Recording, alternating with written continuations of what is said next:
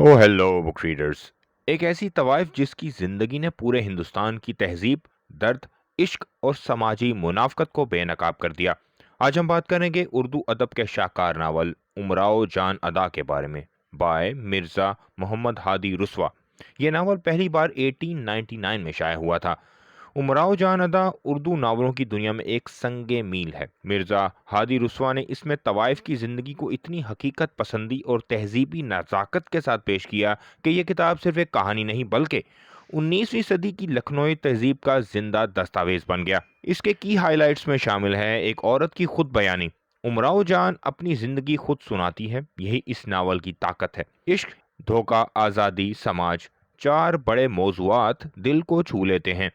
लखनऊ की तहजीब, जुबान, शायरी, रक्स, मौसीकी, आदाब, सब इंतहाई नफासत के साथ बयान हुए हैं। फलसफियाना गहराई, रुस्वा ने औरत के मुकाम, समाजी जबर और इखलाकियात पर गहरी ज़रब लगाई है। मगर सवाल यह है, ये किताब आज भी एक शाहकार क्यों है? ये नावल औरत की खुद मुख्तारी, शनाख्त, इज्जत और तकलीफ को उस वक्त सामने लाता है जब औरत को बोलने की भी इजाज़त नहीं थी। उमराव जान अदा एक किरदार नहीं, एक अहद की इलामत है। अगर आप क्लासिक लिटरेचर के शौकीन हैं, फेमिनिस्ट इंटरप्रिटेशंस में दिलचस्पी रखते हैं, वो लोग जो तारीख, तहजीब और समाजी हकीकत पसंदी पढ़ना पसंद करते हैं, तो ये नावल आप ही के लिए है। किताबें पढ़ें, इल्म फैलाएं और जुड़े रहें बुक ट्यूब टॉलस्टॉय के साथ। अगली किताबी मुलाकात तक पढ़ते रहें, सोचते रहें।